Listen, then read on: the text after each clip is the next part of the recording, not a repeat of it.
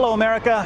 I'm just a few hundred feet from Ground Zero, where a group of Muslim terrorists crashed two planes into the World Trade Center, killing close to 3,000 people. 9 years later, two groups of Muslims, the Cordoba Initiative and the American Society for Muslim Advancement, are planning to build a massive 13-story mosque right here behind me. Now, understandably, many people here in the West are concerned that this isn't an attempt to honor the families of 9/11, as the Muslims here are claiming. Instead, it may be an attempt to build a symbol of Islamic victory. Now, I have the same concern, but mine is slightly different. My concern is based, for the most part, on a photograph I saw while I was still in college. When I was in college, my best friend was a Muslim named Nabil Qureshi. Nabil showed me some photographs shortly after the September 11th attacks, and I found them quite surprising. Muslims were passing these photographs around, and Nabil thought that they were absolutely hilarious.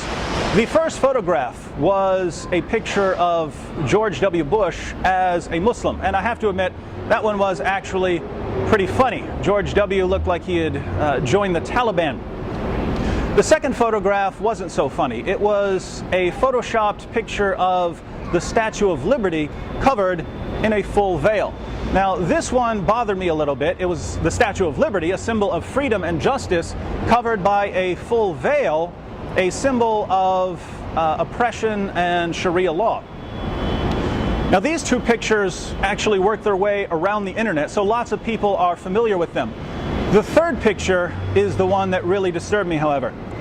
It was a photoshopped picture of New York City covered in mosques and minarets.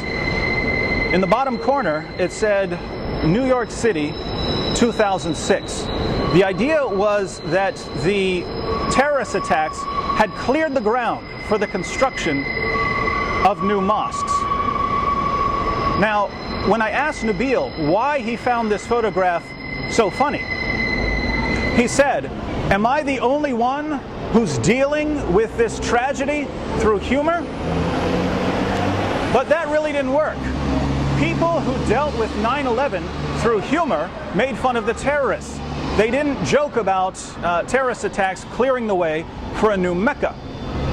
So this was when I first realized, for the first time, that there are two forces at work within Western Muslims like Nabil. On the one hand, Nabil was born and raised in the United States. His father had been in the US military. He loved America.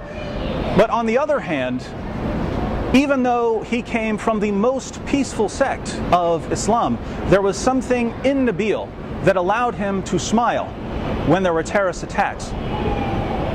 Now, those of you who know personally, who know Muslims close enough to where they can tell you what they really think, you know this is actually quite common. Good citizens in public, not so good citizens in private. Interestingly, this dual Muslim nature is advocated in the Quran. If you turn to Surah 3, verse 28, you'll see that the Quran says, "Let not the believers take disbelievers as their friends in preference to believers. Whoso doeth that hath no connection with Allah, unless it be that ye but guard yourselves against them, taking as it were security." So if you're a Muslim, you're not supposed to be friends with unbelievers unless it's to protect yourself. What this means is that if Muslims feel threatened by a stronger adversary, say the United States of America, they can pretend to be friendly in order to protect themselves, in order to guard themselves against these unbelievers. The greatest Islamic commentator of all time, Ibn Kathir, comments on Surah 328, and he says that when Muslims are outnumbered by a stronger adversary, believers are allowed to show friendship outwardly, but never inwardly. He goes on to quote Muhammad's companion Abu Darda, who said, "We smile in the face of some people, although our hearts curse them." So if Muslims are in an area where they're outnumbered, they're supposed to have two faces. Inwardly, they're supposed to hate the unbelievers and to long for the day when Islam will dominate. Outwardly, they are allowed to pretend to be peaceful and tolerant and kind and loving, smiling in our faces while cursing us in their hearts. What's my point, you ask? Well, the Muslims who want to construct a massive mosque here assure us that they're doing it to honor the victims of 9/11 and not to construct a symbol of Islamic supremacy. They assure us that they're going to build a beacon of understanding and harmony, a place for people of all faiths to gather and condemn extremism. Do you believe that? If so, I'd like to sell you a bottle of Wood's Miracle Magic Cure-All from the Miracle Springs of Poland for the low, low price of $487.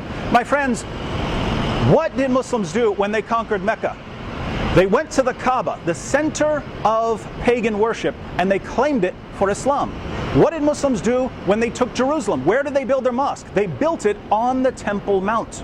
When Muslims conquered Damascus, where did they build their mosque? They demolished the Church of St. John the Baptist and replaced it with a mosque. Why?